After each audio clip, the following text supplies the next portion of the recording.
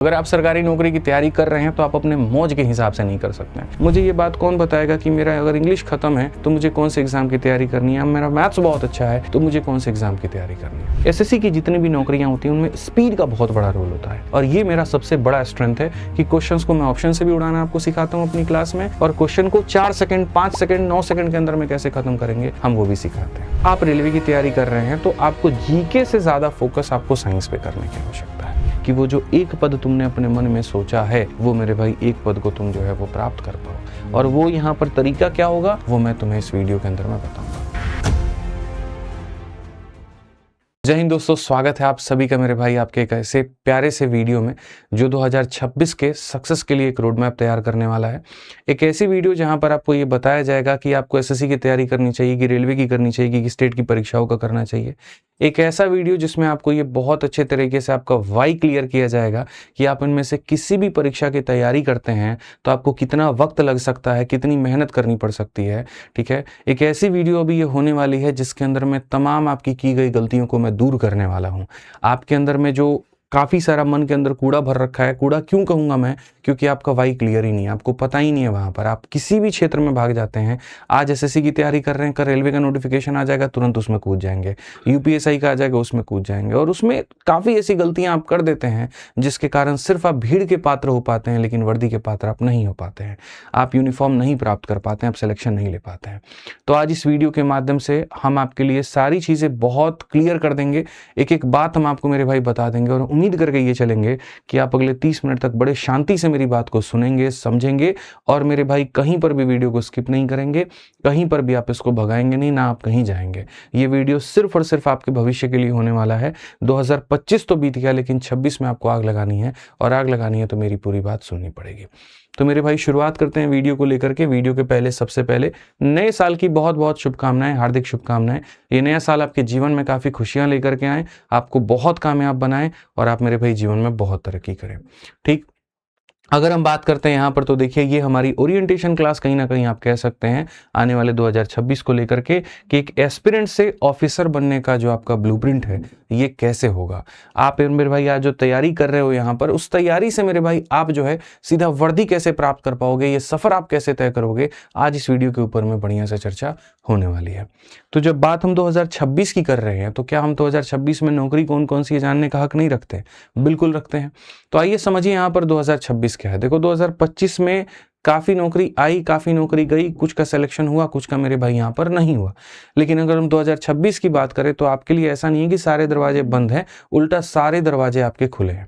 मुख्यतः यहाँ पर जो मैंने जनरल कंपटीशन में बच्चों को तैयारी करते देखा है वो जनरली हमने देखा है एसएससी, फिर रेलवे और स्टेट एग्जाम। इसमें बैंकिंग भी आता है लेकिन बैंकिंग का एक फिक्स होता है मेरे भाई, और उसमें बहुत कम ऐसे बच्चे होते हैं जो उसकी तरफ में जाते हैं, और रेगुलर होते हैं तो उनमें बहुत ज़्यादा गाइड करने की आवश्यकता नहीं होती। अगर हम बात 2026 की मेरे भाई यहाँ पर करें, जो कि कई सालों से एक ऐसा कमीशन जो रेगुलर वैकेंसी निकालता आ रहा है वो है आपका एसएससी। और इस एसएससी के अंदर में मेरे भाई इतने प्रतिष्ठित नौकरियां आपकी आने वाली हैं, और हर एग्जाम का अलग, सीजीएल का अलग आएगा, सीपीओ का अलग आएगा, एमटीएस का अलग आएगा, जीडी का अलग आएगा। अगर आप 10वीं पास हैं तो आप जीडी और एमटीएस के मेरे भाई यहाँ पर इनके लिए भर सकते हैं। 12वीं पास है तो सीएचएसएल भर सकते हैं। ग्रेजुएट है मेरे भाई यहाँ पर तो आप सीजीएल सीपीओ की परीक्षाएं दे सकते हैं। कांस्टेबल से लेकर के सब इंस्पेक्टर तक का पद, पूरा का पूरा दरवाजा आपके पास में खुला है, और ये सारी वैकेंसियां 2026 में आएंगी। और यहाँ पर कहीं ना कहीं आप ही में से कई ऐसे बच्चे होंगे जो यहाँ पर इनमें किसी न किसी पद पर अपना सिलेक्शन प्राप्त करके लेके जाएंगे। ऐसे ही अगर हम रेलवे में मेरे भाई बात करें यहाँ पर तो जो ग्रुप डी होता है, जो एकदम 10वीं लेवल पर होता है, जहाँ एकदम लो प्रोफाइल नौकरी से लेकर के सबसे हाई प्रोफाइल नौकरी एनटीपीसी में स्टेशन मास्टर तक की नौकरियां जो हैं, ये सारा 2026 में आपका इंतजार कर रही हैं। आप में कितना हुनर है, आप कितना कैच कर सकते हैं, वो मेरे भाई आपको यहाँ से यहाँ तक लेकर के पहुंचा पाएंगे।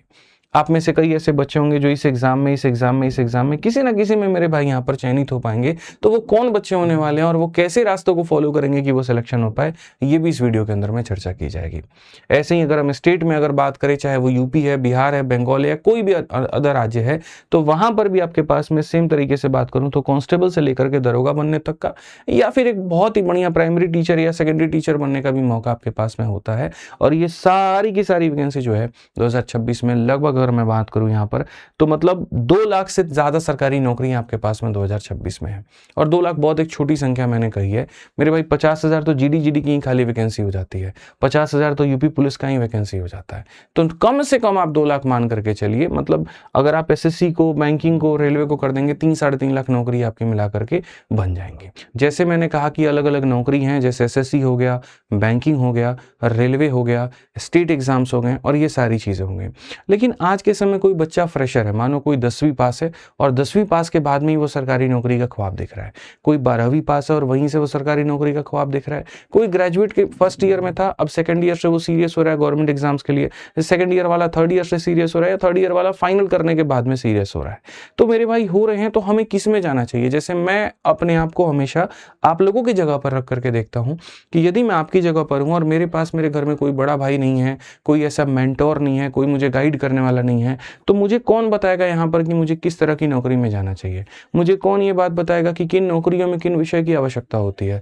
मुझे ये बात कौन बताएगा कि मेरा अगर इंग्लिश खत्म है तो मुझे कौन से एग्जाम की तैयारी करनी है? मेरा मैथ्स बहुत अच्छा है तो मुझे कौन से एग्जाम की तैयारी करनी है?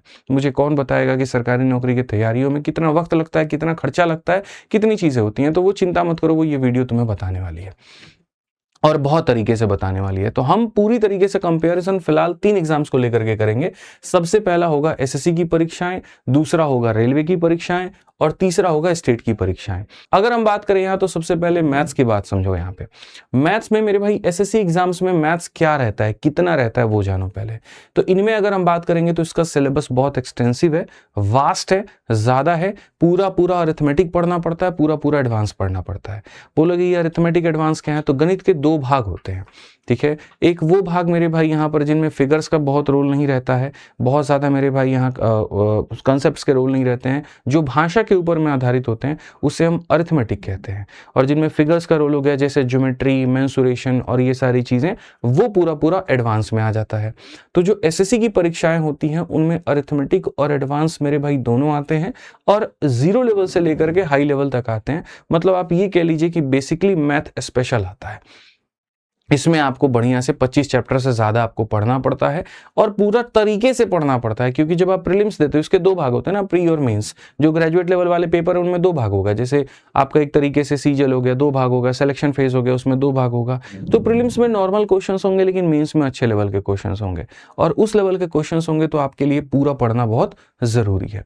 लेकिन वहीं पर अगर हम बात करते हैं रेलवे को लेकर के, तो रेलवे का ज्यादातर जो फोकस होता है ना बच्चों, रेलवे में आप जैसे मान लीजिए 10 नौकरी है, तो 10 में से 8 नौकरियां ऐसी हैं या 8 भर्तियां ऐसी हैं जिनमें पूरा जो फोकस है वो अरिथमेटिक पर है, ठीक है। और 2 नौकरियां ऐसी हैं या 3 नौकरियां ऐसी हैं जिनमें अरिथमेटिक और एडवांस दोनों का रोल है मेरे भाई। तो वो 2-3 नौकरियां एकदम सीजीएल वालों के लिए बन जाती है, जैसे एनटीपीसी की अगर हम बात करें, तो इसीलिए जो बच्चा सीजीएल की तैयारी करता है वो एनटीपीसी का भी पेपर साथ के साथ दे देता है, क्योंकि उसको एक ही फिक्स जो गणित उसने पढ़ा अपने सीजीएल में, वही वाला मैथ्स यहाँ पर रेलवे में भी उठ करके आ जाता है एनटीपीसी में, और उसी के आधार पर आपको मेरे भाई देना पड़ता है, ठीक है। तो यहां पर अगर आप रेलवे की तैयारी कर रहे हैं तो आपका मेरे भाई गणित में किस पे ज्यादा फोकस करना है? आपको अरिथमेटिक पे ज्यादा फोकस करना है। और जो 2-3 एग्जाम स्टॉप के हैं जिनमें अरिथमेटिक एडवांस दोनों आता है, फिर उसमें तो सब कुछ आपको पढ़ना है, ठीक है।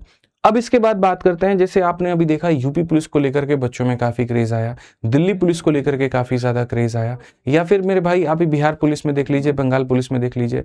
इनमें जो मेरे भाई फोकस होता है उनमें पूरा तरीके से अरिथमेटिक, 95% आपका अरिथमेटिक आता है, और 5% में मेंसुरेशन एक टॉपिक है एडवांस का, उसको मान लीजिए जिसको कॉमन कर दिया जाता है, और मेरे भाई यहाँ पर बच्चों को पढ़ना। तो यानी आज से सबसे पहले गणित को लेकर के तो तुम ये क्लियर कर लो कि अगर तुम सीजीएल की तैयारी, एसएससी की तैयारी कर रहे हो तो तुम्हें पूरा अरिथमेटिक एडवांस पढ़ना पड़ेगा। अगर तुम रेलवे की तैयारी कर रहे हो तो मेरे भाई 80% अरिथमेटिक, 20% एडवांस वाली कहानी है। और अगर मेरे भाई तुम यहाँ पर स्टेट एग्जाम की तैयारी कर रहे हो तो कोर अरिथमेटिक यानी 95% सिलेबस तुम्हारा अरिथमेटिक है, 5% सिलेबस तुम्हारा एडवांस है, और एडवांस में भी एक मेंसुरेशन है तुम्हारा, इतना मान के चलो, ठीक है। तो मैथ्स आप इस आधार पर देखो, पता चले कि यहाँ मैथ स्पेशल बैच ले लिए हैं, उसी के आधार पर सारा हम तैयारी कर रहे हैं। अब मैथ स्पेशल में तुम्हें और भी 4 टॉपिक पढ़ाऊंगा, क्योंकि मैं आपको सिर्फ इसके लिए नहीं पढ़ा रहा हूँ, मैं इसके लिए नहीं पढ़ा रहा हूँ, मैं इसके लिए नहीं पढ़ा रहा हूँ, मैं एक ऐसा सिलेबस पढ़ा रहा हूँ जिसके आधार पर आपका ये तीनों टॉपिक खत्म होगा। तीनों में से किसी एग्जाम की अगर आप तैयारी करते हैं तो आप मेरे भाई वहां पर नौकरी निकाल पाएंगे। तो ऐसे में अगर कोई मेरा साथी मानो यूपी पुलिस की तैयारी कर रहा है, तो अपने सिलेबस में आप देखो यूपी पुलिस का सिलेबस क्या है और जो मैंने पढ़ाया वो देखो और उन टॉपिक्स को खत्म करो।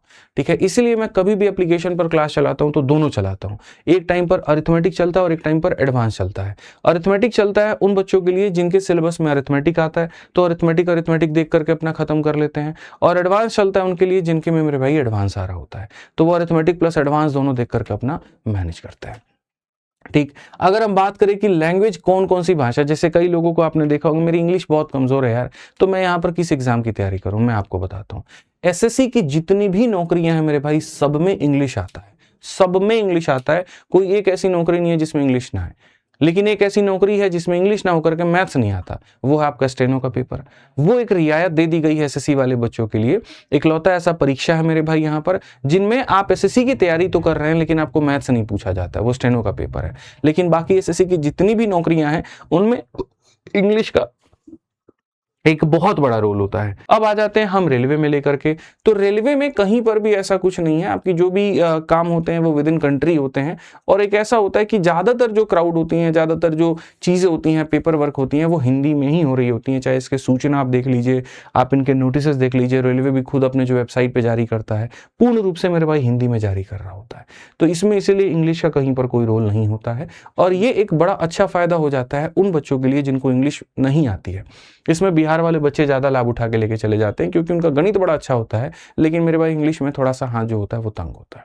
इसलिए आप देखेंगे बिहार, यूपी, ये वाला जो बेल्ट हो जाता है ये रेलवे की तरफ में ज़्यादा भागता है क्योंकि इंग्लिश की रिक्वायरमेंट वहाँ नहीं होती है। ठीक है, और तीसरा आ जाते हैं स्टेट एग्जाम को लेकर के। स्टेट एग्जाम अपने आप में क्या, आप जैसे मानो कोई बंगाल की वैकेंसी है और बंगाल में पुलिस की भर्ती निकाली जा रही है। अब पता चले बंगाली पुलिस को बंगाली ही नहीं आती है और जा रहा है कहीं पर रिपोर्ट लेने वहाँ, और भैया कोई जो है वहाँ बांग्ला भाषा में बात कर रहा है, वहाँ सारी चीज़ें बता रहा है कैसे घटनाक्रम हुआ, कैसे क्या हुआ, तुमको समझ ही नहीं है, तो मेरे भाई क्या फ़ायदा उस नौकरी में नियुक्त होने का। आप बिहार में रह करके भोजपुरी आप नहीं जान पा रहे हैं, आप मेरे भाई यहाँ पर यूपी में रह करके जिस क्षेत्र में तैनात है वहाँ रीजनल समझ भी नहीं पा रहे हैं। मैं ये नहीं कहता आपको वो भाषा लिखनी आनी चाहिए, आपको भाषा बोलनी आनी चाहिए, लेकिन समझना ज़रूर आना चाहिए ताकि आप उसका रपट तैयार कर पाएँ और उसको आगे तक फॉरवर्ड कर पाएँ। तो इसलिए जितनी स्टेट की नौकरियां होती हैं उनमें स्टेट एग्जाम्स को ज़्यादा कमांड दिया जाता है। इसलिए आप अगर देखोगे तो आप देखो जीडी का स्टेट वाइज आपका कट ऑफ जाएगा, एमटीएस का आपका स्टेट वाइज कट ऑफ जाएगा, इस तरीके से करके। क्यों, हर स्टेट को अपनी एक प्राथमिकता दी जाती है कि आप अपने राज्य से आए, चयन करें मेरे भाई अपने राज्य में जिसमें आपका कमांड है, और उनमें उसका पेपर भी होता है कि आपको यदि इसका पेपर है, आप यहाँ के डोमिसाइल है, तभी आपको यहाँ माना जाएगा, नहीं तो आपको नहीं माना जाएगा। तो एक बड़ा ब्यूटीफुल सा सिस्टम बना हुआ है पूरा ये सरकारी नौकरी का, और उस हिसाब से पूरा ये प्रणाली चलता है ताकि आप बढ़िया तरीके से आप भी फायदा उठा पाएं और सरकार को भी मेरे भाई बेनिफिट यहाँ मिल पाए। तो इससे हमें क्या सीखने को मिला कि जिसकी इंग्लिश अच्छी है तो फिर तो वो सबसे हाई प्रोफाइल नौकरी एसएससी की तरफ मूव करे, जिसका बिल्कुल खत्म है और सीख भी नहीं सकता है तो पूरी तरीके से वो रेलवे के एग्जाम्स को टारगेट करे, और जिनका अपने क्षेत्रीय भाषा पर काफी कंट्रोल है और इंग्लिश नहीं आता उनको, तो वो फिर स्टेट एग्जाम्स पर अपना फोकस कर सकते हैं। ठीक, तीसरी बात करें जीके और साइंस के वेटेज को लेकर। एसएससी की नौकरियां हैं सेंट्रल लेवल की, तो सेंट्रल लेवल की नौकरियों में पोस्टिंग पूरे भारत में होती है और साथ में यहाँ पर आपको कई बार इंटरनेशनल चीज़ों से भी कोरिलेट करना पड़ता है। तो इसीलिए इसका जो जीके होता है वो पूरा एक बैलेंस्ड होता है। इसमें बहुत डेप्थ किसी एक सब्जेक्ट को नहीं दिया जाता है। हिस्ट्री हो गया, पॉलिटी हो गया, इकोनॉमिक्स हो गया, ज्योग्राफी हो गया, और साइंस में फिजिक्स, केमिस्ट्री, बायो हो गया, साथ में थोड़ा इन्वायरमेंट, थोड़ा कंप्यूटर आप ऐसे कह सकते हैं, और स्टैटिक जीके। तो एक बैलेंस यहाँ पर जीके जीएस का मेरे भाई वेटेज रहता है। नेशनल और इंटरनेशनल दोनों टॉपिक्स आपको लगभग पढ़ के जाने होते हैं। भारत में प्रमुख क्या है और अंतर्राष्ट्रीय लेवल पर प्रमुख क्या है, ये दोनों जानकारी आपको पढ़नी होती है। किसका दौरा हुआ, क्या नहीं हुआ, एक बैलेंस अप्रोच, बहुत डेप्थ में नहीं जाना, एकदम से यूपीएससी वाला भी नहीं बनना और एकदम से ग्रुप डी वाला भी नहीं बनना, वो वाली कहानी है बैलेंस। लेकिन जब आप रेलवे में मेरे भाई यहाँ जाते हैं तो रेलवे में ज्यादा जो फोकस होता है वो जीके पे नहीं होता है। रेलवे में साइंस में भाई बहुत ज्यादा फोकस होता है। अकेला साइंस यानी फिजिक्स, केमिस्ट्री, बायो, इनके बारे में इतना गहरा मेरे भाई आपसे पूछा जाता है, इतनी गहरी जानकारी, इसलिए यहाँ पर देखना साइंस वाले मास्टर लोग ज्यादा फेमस होंगे रेलवे में। ठीक है, क्यों, क्योंकि जरूरत है साइंस की, बच्चा पढ़ता ज्यादातर साइंस है, ज्यादा वक्त देता साइंस को है, और फिर यहाँ पर उन मास्टरों के लिए क्रेज बड़ा बन जाता है। ठीक है, तो रेलवे में साइंस जो होता है वो बहुत इंपॉर्टेंट होता है, जिसमें physics, chemistry, biology hold disproportionality, high weightage and difficulty. तो अगर आप रेलवे की तैयारी कर रहे हैं तो आपको जीके से ज्यादा फोकस आपको साइंस पे करने की आवश्यकता है। ठीक, अब आ जाते हैं स्टेट एग्जाम्स को लेकर के मेरे भाई। यहाँ पर स्टेट में बातें क्या होती है। स्टेट में मेरे भाई स्टेट स्पेसिफिक फोकस आपका अगर हम देखें तो स्टेट में अगर हम बात करें तो क्या होगा, स्टेट में क्या रहेगा, जैसे अब यूपी की वैकेंसी आ रही है। अब यूपी की वैकेंसी में क्या मतलब है, बहुत ज़्यादा मेरे भाई यहाँ पर कि मोदी जी कितना देश का दौरा किए हैं। यूपी में ये ज़्यादा मतलब है कि कितने पंचायत हैं, कितने वहाँ पर मेरे भाई डिस्ट्रिक्ट हैं, उनमें यहाँ पर कौन सा कार्यक्रम हुआ है, जो इसकी योजनाएं हैं यहाँ पर मेरे भाई, वो योजनाएं कौन कौन सी हैं और लोगों को किस तरह के लाभ पहुँचाते हैं। तो ये समझना बड़ा ज़रूरी है मेरे भाई कि कहाँ का सिलेबस हमारा क्या है, और आपको उस तरीके से अपने पाठ्यक्रम को बदलना पड़ेगा। जब हम लोग किताबें भी बनाते हैं ना, तो हम भी उसी तरीके से एक अप्रोच लेकर के चलते हैं कि पहले हम बच्चे को वो दें जो उसको चाहिए। इसलिए एसएससी के एग्जाम्स का हमारा जीके का बुक अलग होता है जिसका नाम शिवास्त्र है, ठीक है, आप देखोगे सबसे टॉप लेवल की बुक है हमारी। वैसे ही रेलवे का आप देखोगे तो अभी ये रेलवे जीएस हमने अलग निकाला। क्या हम ये काम नहीं कर सकते कि एक जीके का किताब बना करके तीनों में अप्लाई करा दें? ये काम हम नहीं करते। एसएससी की तैयारी के लिए मेरे भाई जीके का सबसे बेस्ट शिवास्त्र से हम तैयारी करवा देते हैं, यहाँ पर रेलवे जीएस का करवा देते हैं, और यहाँ हर एक स्टेट का अलग होता है तो उसके लिए अलग जीएस की किताब बनती है। दिल्ली पुलिस का अलग आता है, उसका जीएस का बुक अलग बनेगा, यूपी पुलिस का अलग बनेगा, सारी चीजें। क्यों? क्योंकि आपको उस तरीके से पढ़ करके चलना पड़ता है, ठीक है। फिर उसके बाद आती है रीजनिंग को लेकर के बात, क्योंकि मैथ हो गया, इंग्लिश हो गया, जीएस हो गया, रीजनिंग हो गया, यही 4 सब्जेक्ट हैं, और यही 4 सब्जेक्ट आपको इन नौकरियों के लिए पढ़ना होता है। मैथ्स का मैंने बता दिया आपको, उसके बाद में वहां पर जो है इंग्लिश का मैंने आपको बता दिया कि इंग्लिश के मेरे भाई वहां पर क्या कहानी है, आपको जीएस का मैंने बता दिया। अब रीजनिंग की बात करते हैं। भैया देखो यहाँ पर इसमें ढंग का रीजनिंग पूछा जाता है, तरीकेदार इंग्लिश पूछा जाता है, रीजनिंग पूछा जाता है मेरे भाई एसएससी की नौकरियों में, हाई कंसेप्चुअल डिमांड, ठीक है। और यहाँ रीजनिंग वाले मास्टरों का बहुत बढ़िया गेम रहता है, बढ़िया एकदम तगड़ा, पूरा जो है भौकाल बनाएंगे, पूरा बढ़िया, पढ़ाते भी बहुत अच्छा है, ठीक है। इसीलिए आप देखोगे यहाँ पर कि जो बाकी नौकरी की तैयारी करने वाले जो छात्र हैं वो एसएससी वाले रीजनिंग वाले टीचरों को ज्यादा इज्जत देते हैं, उनके सिलेबस को ज्यादा इज्जत देते हैं। देना भी चाहिए क्योंकि इनको ज्यादा गहरा नॉलेज होता है। जो मेरे भाई एसएससी की रीजनिंग पढ़ा दिया, समझ लो कि वो बाकी नौकरी की भी रीजनिंग वो पढ़ा देंगे, ये वाली कहानी होती है। क्योंकि इसमें सिलेबस आपका ज्यादा है, ठीक है। रेलवे में आ जाते हैं तो रेलवे में बाकी सारे टॉपिक्स नॉर्मल लेवल के पूछे जाते हैं, लेकिन एक दो ऐसा होगा जहां ढंग से तुमको घुमा देगा और वहां तुमको पढ़ना पड़ेगा, ठीक। और स्टेट में अगर चले जाओ तो इकलौता यूपीएसआई ऐसा है जिसका रीजनिंग मेरे भाई सीजीएल से भी तगड़े लेवल का पूछा जाता है, ठीक है, ये मान करके चलिए आप वहां पे। और बाकी जो हो गए वहां पे उनमें नॉर्मल रीजनिंग, स्टैंडर्ड रीजनिंग पूछा जाएगा, क्योंकि उतना ज्यादा तर्क शक्ति बच्चे का मापना भी नहीं है एग्जामिनर को। उसको तुमको आइंस्टाइन के लेवल का दिमाग है ये नहीं चेक करना है उसको मेरे भाई, तो बस वहां पे नॉर्मल लेवल का तुम्हारा एक रीजनिंग जो है वो रहता है। तो ये हो गए तुम्हारे वो 4 सब्जेक्ट, और किस किस एग्जाम में क्या क्या रिक्वायरमेंट है वो समझ लो, ताकि आज के समय तुम ये डिसाइड कर पाओ कि ये वाला सब्जेक्ट मेरा ऐसा है, ये वाला सब्जेक्ट ऐसा है, या मैं मेहनत करके यहां तक पहुंच सकता हूं, इसको कवर कर सकता हूं, तो मुझे इस एग्जाम में जाने की आवश्यकता है। दुनिया सीजल कर रही है तो सीजल के पीछे भागने की जरूरत नहीं है। पता चले यहाँ 1.5 साल तैयारी किए और इंग्लिश में हाथ नीलबट्टे सन्नाटा है, उससे बढ़िया तो तुम 1 साल रेलवे को दे दिए होते, नौकरी लेके चले जाते। एट द एंड में लोग ये देखते हैं भाई पैसा कमा रहे हो कि नहीं कमा रहे हो, समाज में तुम्हारी इज्जत है कि नहीं है, प्रतिष्ठा है कि नहीं है, और तुम अपनी नौकरी से खुश हो कि नहीं हो, दुनिया लास्ट में यही देख रही होती है। तो एक मेंटर, एक भाई होने के नाते मेरा ये उत्तरदायित्व मेरे भाई यहां पर बनता है कि मैं तुम्हें मेरे भाई बहुत तरीके से यह सारी चीजें समझा पाऊं, ठीक है। अब उसके बाद में यहां पर ये बाकी डिसाइड करना ना करना वो तुम्हारा काम है। अब उसके बाद में यहां पर आ जाते हैं मेरे भाई सक्सेस का जो क्रिटिकल फैक्टर है उसको लेकर के। एसएससी एग्जाम में क्या होता है, सिलेबस आपने बहुत तरीके से समझ लिया। अब उसके बाद आप ये समझो एसएससी की जितनी भी नौकरियां होती हैं उनमें स्पीड का बहुत बड़ा रोल होता है, क्योंकि यहां पर क्या होता है, क्वेश्चंस आपको ज्यादा दिए जाते हैं और समय आपको कम दिया जाता है, और सारे जो सवाल होते हैं वो ऑब्जेक्टिव होते हैं। तो आपको सिर्फ गणित या रीजनिंग या ये सारी चीजें सीखनी नहीं होती हैं, बल्कि आपको इनको कम समय के अंदर में बनाना सीखना होता है। अगर मैं यहाँ 4 एस्पिरेंट को बना करके 10 सवाल दे दूं तो मैं गारंटी कहता हूँ चारों के चारों बना लेंगे। तो अगर चारों के चारों बना लेंगे तो एग्जामिनर ने ये दिमाग लगाया भाई हम सिलेक्शन कैसे ले, तो फिर उसने ये कह दिया एक काम करो 4 मिनट के अंदर में जो 10 सवाल बना लेगा उसका सिलेक्शन ले लेंगे। यही है एसएससी, कि तुमको ना सिर्फ सवाल को बनाना है बल्कि कम समय के अंदर में मेरे भाई यहाँ पर बनाना है, और कॉम्प्लेक्स से कॉम्प्लेक्स क्वेश्चंस को सॉल्व करना है। और इसीलिए हम हमेशा मैथ्स के अंदर में आपको 2 अप्रोच बताते हैं। पहला मेरा मेथड होता है बेसिक, जिससे मैं आपको उस सवाल की अंडरस्टैंडिंग समझा पाऊं कि पूछा क्या गया और बताना क्या था, और दूसरा कि इसको उड़ाना कैसे है। और ये मेरा सबसे बड़ा स्ट्रेंथ है कि क्वेश्चंस को मैं ऑप्शन से भी उड़ाना आपको सिखाता हूं अपनी क्लास में, और क्वेश्चन को 4 सेकंड, 5 सेकंड, 9 सेकंड के अंदर में कैसे खत्म करेंगे हम वो भी सिखाते हैं। जहां पूरे गणित के पेपर को बच्चे सॉल्व करने में मेरे भाई यहाँ 18 से 25 मिनट का वक्त लेते हैं, हमने जितनी भी सरकारी नौकरियां निकाली हैं उनमें मैथ्स को 9 मिनट के अंदर में हमने खत्म कर दिया है। कोई 8.5 मिनट, कोई 9 मिनट, कोई 9.25 मिनट, ऐसे कर करके हमने खत्म किया है। और इसलिए हर पेपर में हमारे सारे सब्जेक्ट में 50-50-50 रहते थे, और एक साथ हमने 5-5, 6-6 सरकारी नौकरी निकाली, क्योंकि हम इस पैटर्न को समझ गए थे कि यहाँ पर हमको क्या आवश्यकता है। ठीक है। रेलवे में जैसे मैंने आपको कहा कि अगर रेलवे एग्जाम आपको निकालना है तो मेरे भाई आप समझ लीजिए बाकी विषय का क्या रोल है क्या नहीं है, लेकिन साइंस का बहुत बड़ा रोल है। 50% वेटेज साइंस का है, तो इसमें आपको साइंस का पूरा पूरा महारथी आपको बनना पड़ेगा। स्टेट एग्जाम्स में आपको थोड़ा सा रीजनल लैंग्वेज और इनके ऊपर में कमांड रहे तो काम आपकी बन जाती है।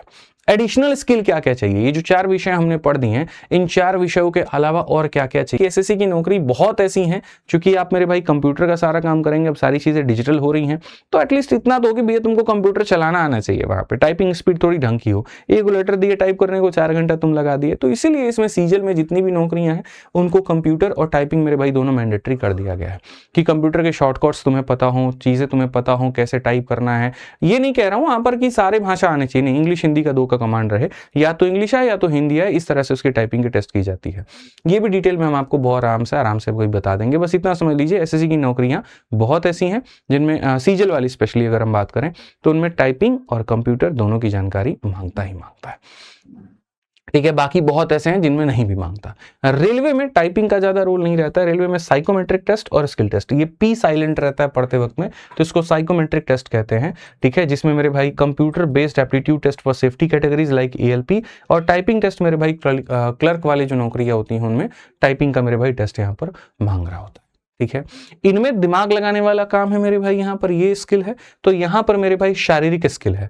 अब एक बात बताओ, कांस्टेबल की ज्यादातर ड्यूटी तुम रोड पे देखते हो या थाने के अंदर देखते हो? रोड पे देखते हो। अब रोड पे उसको टाइपिंग का ज्यादा तुम उसके नॉलेज टेस्ट करोगे मेरे भाई, या फिर उसका बल कितना है, भाग कितना सकता है, दौड़ कितना सकता है, पकड़ के चोर को पकड़ सकता है कि नहीं, दंगा नियंत्रण कर सकता है कि नहीं कर सकता है वहां पे। तो यानी ये जितनी भी स्टेट की भर्तियां होंगी ज्यादातर वो दरोगा या एक तरीके से कह लीजिए कांस्टेबल लेवल की, इन लेवल की नौकरी आती है, और इनमें आती है आपकी, तो इसमें फिर मेरे भाई फिजिकल की ज्यादा रिक्वायरमेंट पड़ती है। हालांकि एसएससी में भी पड़ती है, एसएससी में भी जो नौकरी है जैसे दिल्ली पुलिस सब इंस्पेक्टर हो गया, सीपीओ वाला नौकरी आपका, ठीक है, या जीडी वाली नौकरी हो गई, तो इनमें फिजिकल की रिक्वायरमेंट पड़ती है। मतलब जिसमें बल का प्रयोग होगा तो उसमें आपके शरीर की हाइट एक फिक्स स्टैंडर्ड मानी जाती है कि इतनी हाइट तो तुम्हारी रहे, सीना तुम्हारा इतना रहे ही रहे, पता चले इतने हल्के होकर कोनो तुमको उठा के फेंक दे रहा है, तो इतना नहीं होना चाहिए। फिक्स वेट हो गया, फिक्स हाइट हो गया, ठीक है, की रनिंग तुम कर पा रहे हो कि नहीं कर पा रहे, तो फिजिकल का इसमें ज्यादा रोल होता है। इसलिए इसके सिलेबस यानी पाठ्यक्रम को थोड़ा हल्का बनाया गया है और दौड़ने भागने वाली चीजों को थोड़ा ज्यादा बनाया गया है।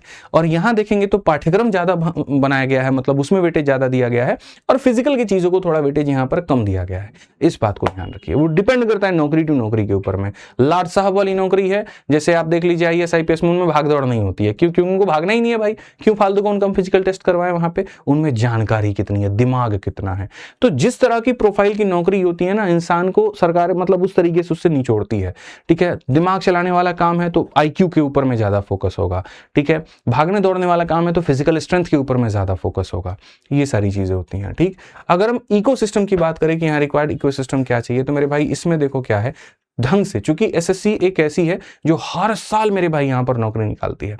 आपको पता है 2022 में भी कैलेंडर आया, 23 में भी आया, 24 में, मतलब भारत में अगर हम देखें तो यूपीएससी ऐसी है जो संवैधानिक बॉडी है, कॉन्स्टिट्यूशनल बॉडी है, कॉन्स्टिट्यूशन में उसका जिक्र है, तो उसको हर साल अपना मेरे भाई पेपर कराना ही कराना है, फिक्स पैटर्न पे कराना है, फिक्स डेट उसको लेने हैं अपने। उसके बाद में जो आती है एसएससी आती है, एसएससी अनकॉन्स्टिट्यूशनल है, संविधान में उसका जिक्र नहीं है, ठीक है। यानी बाद में उसको रद्द भी किया जा सकता है और उसको मेरे भाई वहां पर और ऐड भी किया जा सकता है, लेकिन उसके बाद भी अनकॉन्स्टिट्यूशनल होते हुए भी यहाँ पर लगभग जो है सिमिलर पैटर्न पे ये चलती है। हर साल इसका फिक्स होता है कि ये भर्तियां मुझे निकालनी है, इसमें इतने पद होने, पदों की संख्या कभी ज्यादा होगी कभी कम होगी, लेकिन अगर हम बात करें नौकरी को लेकर के तो सबसे ज्यादा प्रतिष्ठावान अगर कोई नौकरी देता है, इज्जत देता है, पावर देता है, पैसा देता है, तो वो एसएससी की नौकरियां ही होती हैं, ठीक है। एसएससी की नौकरियां ही होती हैं जहां से आपको विदेश तक जाने का मौका मिलता है। हम इसी की बात सोच करके आए थे, हमने कहा यूपीएससी में 5-6 साल सुना है लोगों को लग जाते हैं, हम तो 3 साल लग ही जाएगा। एक काम करते हैं एसएससी 1 साल के अंदर में क्रैक कर लेते हैं, ताकि यहां से एमईए नाम का एक पोस्ट बनता है जहां से हम विदेश तक भी जा सकते हैं। आप सोचिए यहाँ पर ग्रेजुएट लड़का जो किसी सरकारी स्कूल से ग्रेजुएशन करके बैठा है और 1.5-2 साल डेडिकेशन तैयारी के साथ में वो अगर एमईए का पद मेरे भाई प्राप्त कर लेता है जहां से उसको कई सारे विदेश जाने के ऑप्शंस खुल जाए, तो इससे बड़ा और क्या चाहिए समाज में, आप ये बताओ। और ये मौका आपको देती है एसएससी। इसीलिए यहां पर चूंकि समय ज्यादा है, पूरा हर साल फिक्स होता है, तो इसमें स्ट्रक्चर्ड तरीके से पढ़ना होता है। एक बढ़िया, ऐसा नहीं कि आज 14 घंटा पढ़ लिए कल 40 मिनट पढ़े, नहीं, तरीके से मेरे भाई पूरा आपको प्लान अपना बनाना पड़ेगा। कैलेंडर इसका फिक्स होता है, तो उस हिसाब से आपको कंसिस्टेंसी इसमें ज्यादा मैटर करती है। तुम 14 घंटा या 40 मिनट का स्ट्रेटजी लेके मत चलो, लेकिन डेली 4 घंटा का लेकर के चलो, तुम्हारा आराम से सिलेक्शन हो जाएगा। ये सबसे बड़ी बात है। रेलवे में यहाँ पर क्या है, पहले 4-4 साल पे भर्ती आती थी, अब इन्होंने कहा है कि हम एनुअल लेकर के आएंगे। लेकिन मेरे भाई इनका जो एनुअल कैलेंडर है वो भी अभी नया नया स्टार्ट हुआ है, तो अभी इसको एसएससी के बराबर आने में बहुत वक्त लग जाएगा।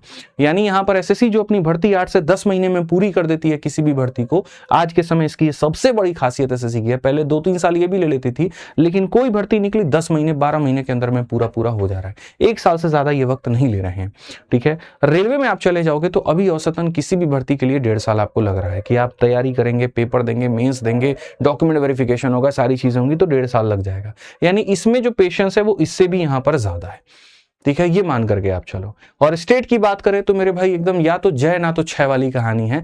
या तो 3 साल तक एकदम सूखा छोड़ देंगे, कोनो भर्ती नहीं निकालेंगे, नहीं तो सरकार बदली, ढंग का सीएम आया, व्यवस्था को मेंटेन करने की बात वो करता है, तो वहां लोगों को भी हायर करेंगे, और करेंगे तो फिर एकदम एक बार में 50-50 हजार 60-60 हजार वैकेंसी वो लेकर के चले आएंगे।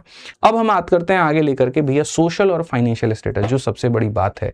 एंड में आकर के तो बात यही हो जाता है, देखो बात ऐसा, नहीं आता गणित या नहीं आता इंग्लिश या नहीं आता कुछ भी, बताओ पैसा कहाँ है, पावर कहाँ है, सब सीख लेंगे, वही वाली बात हो जाती है ना तुम लोगों की थोड़ा सा यहाँ पे। तो सबसे एंड में मैंने रखा है ताकि तुम मेरी बात अब तक मेरे भाई यहाँ पर सुन पाओ। सोशल और फाइनेंशियल स्टेटस की बात करें, सोशल का मतलब क्या, समाज में तुम्हारी इज्जत कितनी है, और फाइनेंस का मतलब बैंक में पैसा कितना है, ठीक है। तो अगर हम बात करें तो देखो, जितनी बड़ी नौकरी उतना बड़ा ओहदा, उतना बड़ा पैसा, उतना बड़ा प्रमोशन, और वो कहाँ मिलता है, एसएससी की नौकरियों में सबसे ज्यादा हाई प्रोफाइल नौकरी होती है। भाई सोचो, सीजीएल की अगर मैं बात करूं, तुम शुरुआत कहां से करते हो, सीधा सीधा मेरे भाई इनकम टैक्स इंस्पेक्टर से 2 साल के अंदर में ऑफिसर बन जाते हो, फिर उसके बाद में और प्रमोशन, फिर उसके बाद मतलब आप कमिश्नर लेवल तक जा सकते हो। आप इस बात को समझ रहे हो, और कमिश्नर का पावर कितना होता है। और पैसे की बात करें तो भैया सेंट्रल गवर्नमेंट की नौकरी है तो बताने की जरूरत तो है नहीं कि सैलरी कितनी है, वो सारा पता ही है। 70,000 सैलरी मिनिमम यहाँ रहती है, मिनिमम ज्वाइन करते हो तब, उसके बाद तो बढ़ के कहां तक हो जाता है वो तो तुम जानते ही हो। रेलवे अपने आप में बहुत बेहतर नौकरी है। इसमें कुछ पद ऐसे हैं जो थोड़े से लो प्रोफाइल है, जैसे कि ग्रुप डी की बात करें, ट्रैक पर काम करना पड़ता है, लेकिन कुछ ऐसे हैं जैसे स्टेशन मास्टर वाले की पूरा स्टेशन ही आपके कंट्रोल में है, ये बहुत अच्छा है। तो ये नौकरी टू नौकरी इसके अंदर में आकर के वो डिपेंड करता है, ठीक है। सोशल स्टेटस ठीक है, बेहतर है, और पैसा भी बढ़िया है, ठीक है, लेकिन बहुत ऊपर आप इसको नहीं कह सकते हैं, ठीक है। स्टेट की अगर हम बात करें मेरे भाई वहां पर, तो वो वेरिएबल स्टेटस है, ठीक है। यूपी में, बिहार में आप चले जाओ मेरे भाई, एक कांस्टेबल ही अपने आप में अपने क्षेत्र में डीएसपी मान लीजिए, यहाँ पर अपना पावर इतना रखता है, क्योंकि अंत जगह पर जो सबसे एक जो क्रम बनाई गई है, जो एक हायरार्की बनाई गई है ना, तो अगर ऊपर से कोई आदेश आता है तो सबसे नीचे तक उसको ले जाने वाला जो काम करता है वो कांस्टेबल ही होता है। अगर हम पुलिस सर्विसेज की बात करें, बाकी टीचिंग वाले की बात करें तो वो बेहतर है, वो नौकरी अच्छी है, इसमें ज्यादा हेडेक नहीं है, आप आराम से जाइए, सरकारी स्कूल में पढ़ा रहे हैं पढ़ाइए आप, और तगड़े तरीके से लेकर के आइए। तो ये मैंने पहले आपको क्या बताया, 2 भाग में बताया मेरे भाई। यहाँ पर ये है द माइंडसेट, द वाई, ये बड़ा जरूरी है। मैं कल अपनी टीम को भी ये बात कह रहा था और आपको भी ये बात कहता हूं, और मैं अपने आप से भी ये सवाल करता हूं कि क्या आपका वाई क्लियर है। एक बड़ा प्यारा एक मोटिवेशनल स्पीकर है संदीप महेश्वरी, मैं मेरे भाई मैं सुनता था बहुत ज्यादा, अब तो मुझे वक्त नहीं मिल पाता, ठीक है। तो उनके एक बड़ा प्यारा सा लाइन था कि इंसान को अगर जीवन में सक्सेसफुल होना है ना, तो उसका वाई क्लियर होना बहुत जरूरी है, कि भाई मुझे ये काम क्यों करना है, क्या सिर्फ जीवन में मेरे लिए पैसा महत्वपूर्ण है, या पैसा के साथ साथ मेरे अपने पर्सनल जिंदगी भी है, वो भी महत्वपूर्ण है। आज के समय ये वाई लोगों का क्लियर नहीं है, बस खाली नौकरी चाहिए, इस चक्कर में लोग सीजल निकाल रहे हैं और पोस्टिंग भेज दे रहा है। कर्नाटक में, केरला में बैठ के वहां से लोग आ रहे हैं वहां पे, देखो यार हम बीवी बच्चों से दूर हो गए, हमको समझ नहीं आ रहा है, हम लोगों को लेके आएंगे तो खर्चा बढ़ जाएगा, कुछ हमको बचेगा नहीं, दूर उनसे रहा नहीं जाता है। नौकरी पा करके भी वो खुश नहीं है, डिपार्टमेंट में चले जा रहे हैं, लोड हैंडल नहीं हो रहा है, खुद के पिस्टल निकाल करके खुद को गोली मार ले रहे हैं। ये कहानी है मेरे भाई। आपका वाई ही क्लियर नहीं है कि आपको ये करना क्यों है। क्या आपको नौकरी इस वजह से मेरे भाई यहां पर करनी है कि आपके खानदान में कोई नौकरी नहीं लिया तो आपको साबित करना है कि आप बहुत होनहार है। साबित करना है तो बिजनेस करके करिए ना, फिर नौकरी में क्यों आ रहे हैं। या आपको मेरे भाई इसलिए नौकरी करनी है कि आपके घर की व्यवस्था बहुत शर्मराई है, आपके घर में खाने की रोटी नहीं है, वहां पे आपके एकदम पापा मम्मी की हालत बहुत बुरी है, उन्होंने सारे सपने आपके ऊपर में लाद दिए हैं। आप एक अच्छा गिटार बजाते थे लेकिन जबरदस्ती का मेरे भाई आप इसमें आ रहे हैं क्योंकि आपको लग रहा है उसमें फ्यूचर नहीं है। अगर ऐसा है तो आप गलत हैं। यकीन मानिए आज के समय आईपीएल में ऐसे ऐसे लोगों की मेरे भाई इतनी महंगी बोली लग जा रही है कि आप जीवन भर में इतना नहीं कमा पाएंगे जितना वो एक सीजन में एक मैच में कमा ले रहे हैं। भाई 20-20 करोड़ रुपए सर, 25-25 यहाँ पे एक इनकम टैक्स में मर जाएगा वो कमाते कमाते वो, और उनका एक सीजन का वो फीस है, और जो ब्रांडिंग मिलेगी वो अलग, जो एड मिलेगा वो अलग, वो सारी चीजें अलग।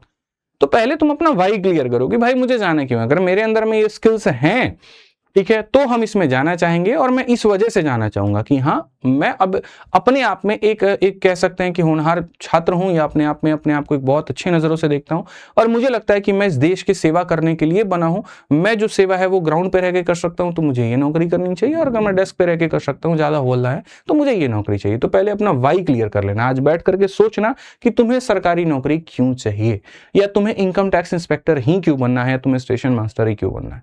वो क्लियर हो गया तो वो तुम्हारे लिए मेरे भाई बहुत आसान होगा, क्योंकि जो इस पूरे जर्नी की रियलिटी है ना, वो ये है कि तुम्हारा ये 9 से 12 महीना खींच के लेके चली जाएगी। इनमें से किसी भी नौकरी की जो मैंने बात की है वहां पर, अगर छोटी नौकरी वो नहीं है, ठीक है, मतलब तुरंत भर्ती आने वाली नौकरी नहीं, तो 9 से 12 महीने लेकर के जाती है। लोगों को क्या लगता है, अंतिम के 1 महीने में मैराथन देखेंगे, एकदम सेट हो जाएगा मामला, जाकर के पेपर फोड़ के चले जाएंगे, सिलेक्शन हो जाएगा। भाई मेरे 2 शब्द होते हैं, एक होता है मैराथन, एक होता है स्प्रिंट। दोनों के मतलब समझाता हूं। मैराथन का मतलब होता है धीरे चलिए, लंबा चलिए। जैसे आप देखेंगे मेरे भाई, 3 किलोमीटर का रेस, 5 किलोमीटर का रेस, 10 किलोमीटर का रेस, उसमें इंसान एकदम तेज नहीं भागता है, धीरे धीरे धीरे धीरे धीरे धीरे भाग के चक्कर पूरा करता है। आज जो शुरू में तेज भागा वो थक हार के बैठ जाएगा, तो वहां पर वो कहानी। आज शुरू में एकदम धीरे भागे तब भी यहां पर हार जाओगे, तब भी नहीं पहुंच पाओगे, ठीक है। तो मैराथन उसको कहते हैं। स्प्रिंट क्या कहते हैं, 100 मीटर का रेस, कि एकदम से तेज भागना, जल्दी पहुंचना है, ठीक है। तो मेरे भाई होता क्या है, ये जो पूरा जर्नी है 90% मैराथन है, 10% स्प्रिंट है।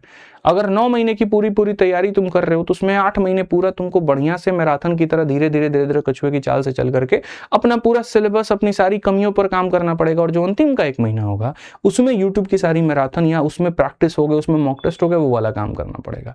So it is not about marathon, it is not about sprint, but it is a combination of both, और ये आपको लेकर के चलना पड़ेगा, ठीक है। मन में अगर ये क्लियर हो कि वक्त कितना लगता है, तो मेरे भाई सफर बड़ा आसान बन जाता है। इस बात को ध्यान रखो। क्लैरिटी अगर इंसान के मन में नहीं है, तो 4 लोगों से पूछता रह जाता है, अच्छा भैया आपका कितने में सिलेक्शन हुआ, आपका कितने में हुआ। तुम दूसरों से मत पूछो कितने में हुआ, हो सकता है किसी का 6 महीने में भी सिलेक्शन हो जाए, और किसी का 6-6 साल में भी हमने सिलेक्शन देखे हैं। वो डिपेंड करता है आपकी मेरे भाई मेहनत और किस्मत दोनों के ऊपर में। कई लोग ऐसे हैं, मेहनती बहुत हैं, ज्ञान बहुत है, किस्मत साथ नहीं देती है, 64 साल से नौकरी नहीं निकाल पाते हैं। कई ऐसे हैं, थोड़ा मेहनत किए और निकल जाता है। तो किस्मत पे रिलाई नहीं कर सकते ना, उसको जांचने का कोई मशीन बना है, लेकिन मेहनत आपकी वो डिसाइड करती है। तो कंसिस्टेंट होना पड़ता है। सैक्रिफाइस क्या करना पड़ेगा, बिल्कुल। अगर आप सरकारी नौकरी की तैयारी कर रहे हैं, तो आप अपने मौज के हिसाब से नहीं कर सकते हैं। ग्रेजुएशन में जब आप पढ़ाई करते थे ना, तो मैंने ये भी देखा है कि शाम का लोग का पेपर है, सुबह प्रीवियस ईयर के वो 5 क्वेश्चन फोटोकॉपी करवा करके भैया से, दिल्ली यूनिवर्सिटी में तो ये चलता है, करवा करके वहीं पढ़ के चले जाएंगे, हो जाएगा, और बाकी टाइम घूमते रहेंगे। आज यहाँ जा रहे हैं, वहां जा रहे हैं, वो घूम रहे हैं। ये तुम्हारी नौकरी में नहीं है। इसमें तुम्हें अपने दोस्ती, यारी, फेस्टिवल, फंक्शन, कंफर्ट जोन सब कुर्बान करना पड़ेगा मेरे भाई, क्योंकि आपको एक बेहतर इंसान बनना है, बढ़िया तरीके से तैयारी करनी, सब छोड़ना पड़ेगा आपको, ठीक है। पेशेंस बहुत ज्यादा रखना पड़ेगा, परसिस्टेंस बहुत ज्यादा रखना पड़ेगा। इस सफर में मैं आपका वो मेंटोर हूं, मैं आपका वो कोच हूं, जो आपको उस मंजिल तक लेकर के जा सकता है और बहुत बढ़िया से आपका सिलेक्शन करा सकता है, ठीक है। और मेरे भाई मैंने कराए भी हैं, ऐसा नहीं है कि करा सकता है। अगर आप देखोगे मेरे भाई यहाँ पर ना, तो आज मैं आपको थोड़ी सी चीजें मैं आपको दिखाता हूँ यहाँ पर, कि आज ये देखो, ये हमारे चैंपियंस हैं। अभी हाल फिलहाल सीपीओ का रिजल्ट आया, लोगों ने अलग ही कंट्रोवर्सी डाल दी, क्योंकि पचा नहीं, हजम नहीं हुआ किसी को। लेकिन मैंने जब, जैसे आप लोगों की ओरिएंटेशन ले रहा हूं, मैंने इन बच्चों की भी ओरिएंटेशन ली थी, और मैंने सिर्फ एक बात कहा था कि तुम मेरे पे विश्वास रखो, अपनी मेहनत पर विश्वास रखो, और तुम्हें तुम्हारे रैंक से कोई दूर नहीं कर सकता। और यकीन मानिए, अभी तक एसएससी के इतिहास में कोई ऐसी संस्थान नहीं है जिसके पास में रैंक 1, रैंक 2, रैंक 3 तीनों के तीनों स्टूडेंट वहीं से पढ़े हुए हों। और मैं इस बात को गर्व से सीना ठोक करके ये कह सकता हूं कि तीनों के तीनों स्टूडेंट्स मेरे थे, ठीक है। तीनों सीपीओ में all India rank 1, all India rank 2, all India rank 3 तीनों मेरे भाई पढ़े और बढ़िया सा सिलेक्शन लिया। आपकी तरह ही थे 12 महीने पहले, लेकिन उन्होंने इस प्रोसेस के ऊपर में विश्वास किया, और आज मेरे भाई सारी चीजें इनके पास में। पहले तुम्हें ये क्लियर हो गया कि मेरे भाई कौन सी नौकरी में क्या आवश्यकता है, फिर तुम्हें क्लियर हो गया तुम्हें मेहनत कितनी करनी है। अब बात करते हैं सारे सब्जेक्ट को लेकर के। भाई मैं सारे सब्जेक्ट नहीं पढ़ा सकता, मैं सिर्फ और सिर्फ एक सब्जेक्ट पढ़ाऊंगा आपका, वो है मैथ्स। और इस मैथ्स में आपको हो सकता है इतनी तरह की समस्याएं हैं कि कैलकुलेशन आपका खत्म होगा, या आप बायोलॉजी बैकग्राउंड से, आर्ट्स बैकग्राउंड से, किसी बैकग्राउंड से आपको मेरे भाई ये चीजें नहीं आती होंगी, टेंशन मत लीजिए, ठीक है। सबका समाधान हम आपको करेंगे। एक ऐसा कॉम्प्रिहेंसिव बैच 2026 के लिए हम बनाए हैं, जिसके अंदर में सारी चीजों का समाधान होगा, और बहुत तरीके से होगा, और बहुत अच्छे से होगा, ठीक है। उसके पहले थोड़ा सा मैं आपको ये बता दूं कि जो आप गणित पढ़ने जा रहे हैं वो गणित क्या है। एक एकेडमिक मैथ होता है, एक कॉम्पिटिटिव मैथ होता है। एकेडमिक मैथ वो जो आप अब तक पढ़ करके आए हो 10वीं तक 12वीं तक, उसमें क्या होता है हर एक स्टेप आपको लिखना पड़ता है, हर एक स्टेप के आपके नंबर मिलते हैं। लेकिन कंपटीशन में ऐसा नहीं होता है। कंपटीशन का गणित मेरे भाई ऑप्शन उड़ाने वाला गणित है। कंपटीशन का गणित शॉर्ट में बनाने वाला गणित है। और इसके ऊपर में चूंकि मैंने खुद कहा मैंने काफी सिलेक्शंस लिए हैं गणित में, हर बार मेरा जो है अच्छा स्कोर रहा है हर परीक्षाओं में, तो मुझे ये सारे तरीके पता है। इसीलिए मैंने सबसे पहली बात आज के समय, जैसे तुम क्लिनिक में ही दिखाने जाओ, डॉक्टर को ही दिखाने जाओ, छोटी सी तुम कोई सर्जरी कराओ, तो वो क्या करता है पहले तुम्हारा मेरे भाई पूरा सर्जरी करेगा और सर्जरी के बाद में एक दवा देगा जो तुम्हें खुद खाना पड़ता है। मतलब एक भाग डॉक्टर वो जो होता है उसके हिस्से में होता है कि उसको ये ऑपरेशन ढंग से करना है, और एक होता है कि आपको ये दवा टाइम से खानी है, बस वही काम है। जो ये मैंने बैच बनाया है इसमें मेरा जो काम रहेगा, मैं वो डॉक्टर हूं जो आपको तरीके से पूरा पढ़ाएगा, ठीक है। लेकिन उसके बाद में वो 4 दवा जो है जो आपको मेरे भाई करना है वो यहाँ पर ये वो आपके हथियार हैं, ठीक है, जो मेरे भाई आपको यहां पर करने हैं। और वो हथियार क्या क्या है, तो सबसे पहले क्लासरूम शीट। मैं आपको जो शीट बना करके दूंगा वो अपने आप में एक खतरनाक लेवल का शीट होगा जिसको आपको कई बार लगाना है, ठीक है। जो आपको नोट्स हम देंगे मेरे भाई उसको रिवाइज करना है। अगर आपके पास वक्त है तो अपना नोट्स बनाइए, नहीं है तो आप इसको मेरे भाई बढ़िया तरीके से इसको रिवीजन पे इस्तेमाल करिए। और खतरनाक लेवल क्वेश्चंस लेवल पे जाना है, जहर लेवल के सवाल करने हैं, तो एक और शीट आपको मिलेगी प्रो लेवल की, इंग्लिश और हिंदी दोनों भाषा में होगी, सॉल्यूशन के साथ में होगी, ठीक है। तो ये वो शीट होगा जो हम क्लास में पढ़ाएंगे और ये वो शीट होगा जो हम आपको प्रैक्टिस करने को देंगे और नेक्स्ट लेवल के क्वेश्चन हम आपको देंगे, ठीक है। चैप्टर के टेस्ट आपके एप्लीकेशन के अंदर में डाल दिए गए हैं। कोई भी व्यक्ति कोई भी बैच में अपने बैच के अंदर में टेस्ट नहीं देता है, हम बच्चों को 500 टेस्ट देते हैं, ठीक है। उसमें चैप्टर वाइज टेस्ट भी होता है और एग्जाम वाइज टेस्ट भी होता है। जैसे किसी को सीजीएल की तैयारी करनी है तो सीजीएल के 50 टेस्ट डाल दिए, एनटीपीसी के 50 डाल दिए, जीडी के 50 डाल दिए, कि तुम जिस परीक्षा की तैयारी कर रहे हो उसके तुम पहले अपने एप्लीकेशन पर ही टेस्ट लगा लो और पैसे कहीं और बर्बाद करने की जरूरत तुम्हें नहीं पड़ेगी। पीवाईक्यू और बाकी सारे ऊपर में मेरे भाई पूरी तरीके से हम रेलिवेंट रहते हैं। मतलब पूरी जो ब्लूप्रिंट मैंने आपके सिलेक्शन की बनाई है वो 7 स्टेप में बनाई है। स्टेप नंबर 1 होगा कि आपकी कोई भी क्लास है तो पहले उसकी वीडियो चलेगी, जैसे अभी आप वीडियो देख रहे हो। जब आप वीडियो देख लोगे, सारे कंसेप्ट समझ लोगे, तो उसके बाद में आपको अपने क्लासरूम की शीट मेरे भाई यहां पर लगानी है, ठीक है। मेरे पढ़ाने के बाद में थोड़ा सा कई ऐसे बच्चों का होता है कि सर क्लास के क्वेश्चंस बन जाते हैं, नए सवाल नहीं बनते, क्यों? क्योंकि आप नए के ऊपर में प्रयास नहीं करते। तो उसके बाद में हम जो है आपको प्रैक्टिस करने के लिए बोलेंगे कि आपको एसएससी मैथ या रेलवे मैथ से आपको प्रैक्टिस करना है, ठीक है। फिर उसके बाद में स्टेप नंबर 4 होता है कि प्रैक्टिस करने के बाद में एक आ गया आपका नोट्स का रिवीजन। वो आप अपने क्लास नोट जो मैंने दिए हैं उससे, या जो आपने बनाए हैं जो फॉर्मूला बुक है, आप इनमें से किसी से भी रिवीजन कर सकते हो। 5वां जो होता है, चूंकि मैंने कहा एसएससी में रफ्तार मांगता है, तो रफ्तार का मतलब स्पीड, और वो कहां से होगा, तो चैप्टर के टेस्ट से होगा। वो स्टेप नंबर आपका क्या है, तो मेरे भाई 5 है। और स्टेप नंबर 6 ये बहुत एंड में करना होता है। मेंस वाले स्टूडेंट के लिए ज्यादातर मैंने ये बनाया वो प्रो लेवल शीट है, वो आपके ऊपर में, आप करना चाहो तो करो, नहीं तो नहीं करो, बट मेंस के लिए ज्यादा जरूरी बन जाता है। तो ये मेरे भाई वहां पर आपको ध्यान देना होता है। और 7th है प्रीवियस ईयर पेपर्स, जो मैं नेट पे कराऊंगा, बट अभी उस पर फोकस आपको नहीं करना है, ठीक है। इस तैयारी में आपको क्या करनी है, तो रेगुलरिटी रखनी है, पेशेंस रखनी है, प्रैक्टिस रखना है। ऐसा बिल्कुल भी नहीं करना कि आज मैंने जो क्लास लगाई आपने देखा, 2 दिन नहीं देखा, फिर चौथे क्लास में आकर के पूछ रहे हो ये चीज कहां से आ गई, ये नहीं चलेगा। क्लास में वक्त पर आएंगे। 2 बार आपकी क्लास लूंगा मैं, एक दोपहर में 12 बजे और एक शाम में 6:30 बजे। अभी फिलहाल मैं शुरू करूंगा दोपहर के 12 बजे से, ठीक है। और एडवांस मैथ, एडवांस कह रहा हूं, नंबर सिस्टम के टॉपिक के साथ में शुरू करूंगा। और जैसे थोड़ी आपकी अलाइनमेंट बढ़ती चली जाएगी तो फिर मैं मेरे भाई आपकी अरिथमेटिक भी शुरू कर दूंगा। और पूरे तैयारी में क्या नहीं करना है, ये नहीं कि आज वो टीचर है तो उसका मटेरियल पकड़ लिए, वो दोस्त मेरा फलाने जगह से मॉक लगा रहा है उसको पकड़ लिए, नंबर कम आ रहे हैं, या ऐसा लग रहा है कि दुनिया मॉक दे रही है तो हम भी मॉक के ऊपर में भाग जाइए, सब काम नहीं करना है। आराम से 8 से 9 महीने तरीके से अपना पहले पूरा सिलेबस एक अच्छी जगह से अपने अच्छे टीचर्स को पिक करो, उनके बैच को लेना है और बढ़िया तरीके से भी पढ़ना है। शुरू के 3-4 महीने कोई काम नहीं करना। 4 सब्जेक्ट एक बार पढ़ सकते हो तो 4 के 4 पढ़ लो, और अगर 4 में से कोई 3 पढ़ सकते हो तो कोई 3 की क्लासेस अपनी रेगुलर रखो। शुरू के 3 महीने सिर्फ इतना काम करो, टीचर ने जो पढ़ाया उसको बढ़िया से पढ़ेंगे, घर पर जाकर के रिवीजन करेंगे और प्रैक्टिस करेंगे। इसके अलावा भी किसी और चीज पे तुम फोकस और मत्थामारी नहीं करोगे, ध्यान रखना मेरे भाई यहाँ पे, ठीक है। सिलेबस तुम्हारा मेरे भाई अरिथमेटिक में यहाँ पर ये है जो हम पूरा पढ़ाएंगे, और एडवांस का सिलेबस तुम्हारा मेरे भाई यहाँ पर ये जो हम तरीके से कराएंगे, इसमें कहीं कोई दिक्कत की बात नहीं होगी। ये कुछ अदर टॉपिक्स हैं जो अरिथमेटिक एडवांस के अलावा हैं, लेकिन जो हर जगह पर आते हैं, तो ये आपको भी मेरे भाई कराया जाएगा। तो मेरा सवाल आपसे यहाँ पर यह है कि क्या आप अगले चैंपियन बनने को तैयार हैं, ठीक है, क्योंकि मैं तो अपना 100% दूंगा। क्या आप अपना 100% देने को तैयार हैं? अगर तैयार है तो मेरे भाई आराम से जुड़ जाइएगा आप अपने चैंपियंस बैच के साथ में, जो शुरू हो रहा है, ठीक है, जो 2 जनवरी तक मेरे भाई इसका फीस 599 रहेगा, और उसके बाद में ये 999 आपका बन जाएगा। ठीक है, 2 तारीख से आपकी एप्लीकेशन पर क्लास स्टार्ट हो जाएगी। ऐसे ही अगर आप कॉम्बो लेना चाहते हैं तो नॉर्मली 4500 का ये बैच है पूरा का पूरा, लेकिन आपको मेरे भाई 1499 में, क्योंकि देखो हजार के सारे बैच होते हैं, 4 सब्जेक्ट का 4000, कंप्यूटर का 500, 4500 रहता है, लेकिन ये हमारे रैंकर्स गुरुकुल में बेनिफिट मिला है 1500 रुपए में पूरा कॉम्बो, आपको सारे सब्जेक्ट मिल जाते हैं, चारों सब्जेक्ट, और साथ में आपको कंप्यूटर भी तो बेनिफिट ले सकते हैं। तो आप यहाँ से पढ़िए। अब जो मेरा सवाल था आपसे, क्या वो चैंपियन बनने को आप तैयार हैं, आप ये बताइए। भाई तो रेडी हो तो बस मेरी बातों को बहुत ध्यान से समझना, जो मैं पढ़ाऊंगा रेगुलरिटी मेंटेन करके चलना, जो मैं बताऊंगा अच्छे से उसको फॉलो करना, तुम्हारा सिलेक्शन दुनिया की कोई ताकत नहीं रोक पाएगी। अगर मेरी मेहनत के साथ अपनी मेहनत को जोड़ लिया ना, कोई दुनिया की ताकत जन्म नहीं लिया मेरे भाई कि तुम्हारे सिलेक्शन को वो रोक पाए।